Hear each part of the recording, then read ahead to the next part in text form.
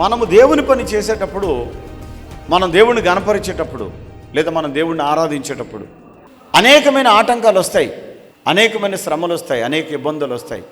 ఒక్కొక్కసారి నిన్ను చాలామంది అవమానకరంగా మాట్లాడతారు, నీ ఎదురుగా నిన్ను పొగడవచ్చును, నీ చాటును నిన్ను దూషిస్తారు.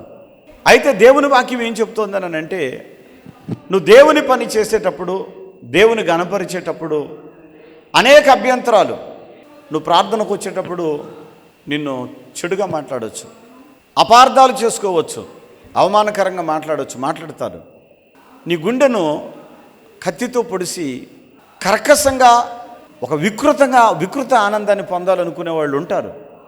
నీవు దేవుని సన్నిధికి వచ్చి ఏదైనా పరిచర్య చేస్తుంటే, పాస్టర్ గారు ఏదో మొత్తానికి డబ్బులు బాగా ఇస్తున్నాడు అనుకుంటా, లేకపోతే వీడెందుకు చేస్తాడు, ఈమె ఎందుకు చేస్తుంది, అబ్బో ఆమె బుద్ధి మనకు తెలీదా, ఆయన బుద్ధి మనకు తెలీదా అని నిన్ను అంటారు.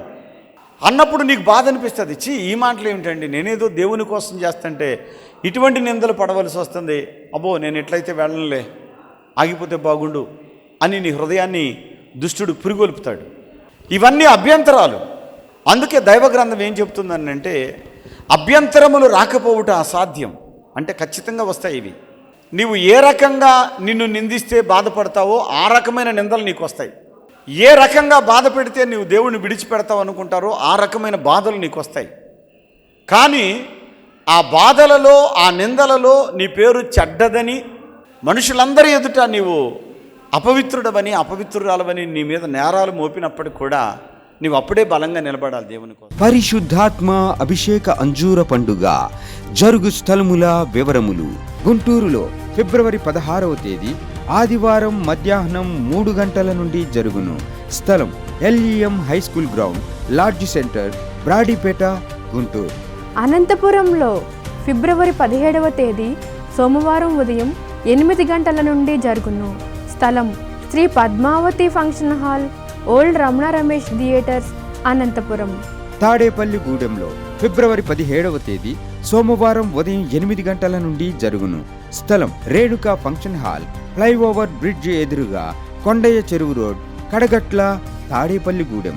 గుంతకల్లులో ఫిబ్రవరి 18వ తేదీ మంగళవారం ఉదయం 9 గంటల నుండి జరుగును.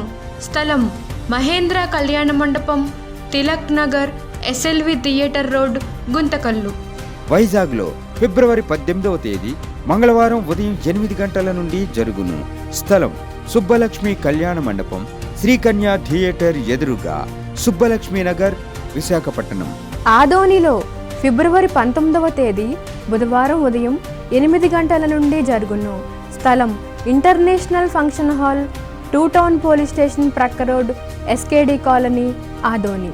పాలకొల్లులో ఫిబ్రవరి 19వ తేదీ బుధవారం ఉదయం 8 గంటల నుండి జరుగును. స్థలం కిరాణా మర్చెంట్ అసోసియేషన్ బిల్డింగ్, బస్టాండ్ వెనుక road, Srinivasa deluxe road, Palakollu. పెద్ద డోర్నాలలో ఫిబ్రవరి 20వ తేదీ గురువారం ఉదయం 8 గంటల నుండి జరుగును. స్థలం కల్వరి స్వస్థతశాల, పోస్టాఫీస్ వెనుక, కర్నూలు రోడ్, పెద్ద డోర్నాల.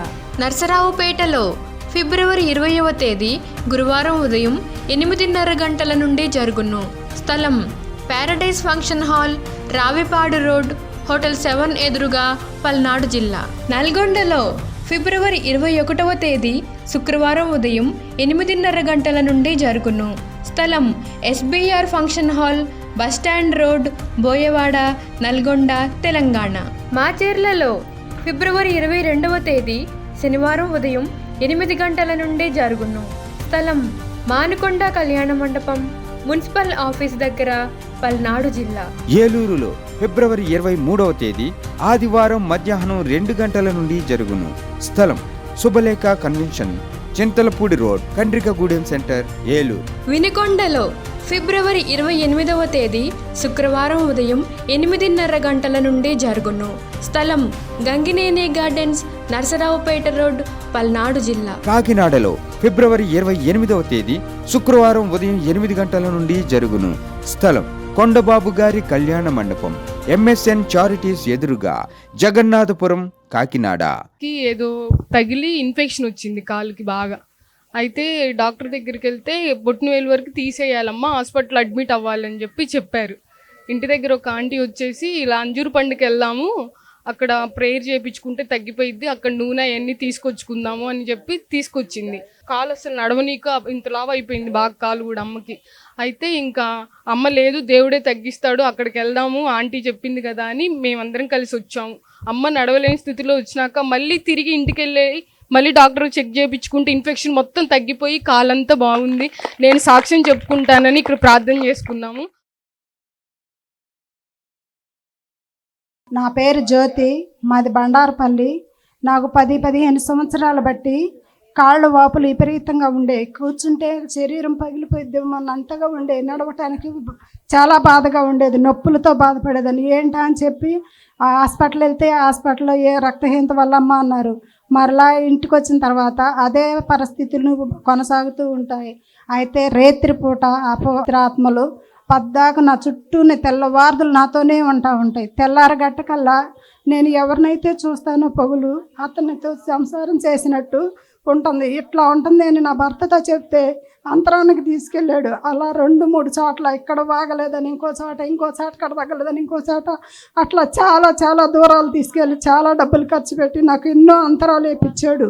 హాస్పిటల్ తిప్పాడు. ఎన్ని టెస్టులు చేసినా అన్నీ బాగానే ఉన్నాయమ్మా, నీకు ఏమైందో మాకు తెలియట్లేదు అంటున్నారు.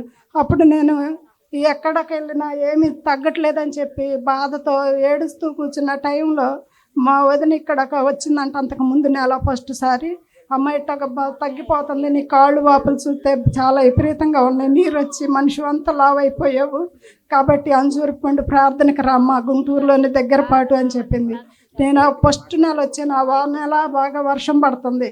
ఇంకా వచ్చి కూర్చొని వర్షంలోనే వేసాయా. నేను ఎన్నో హాస్పిటల్ తిరిగాను. 14 ఏళ్లలో తిరగని హాస్పిటల్ లేదు, చేయని వైద్యం లేదు, అన్నీ చేశాను. కాకపోతే నాకేమీ పని కాలేదు.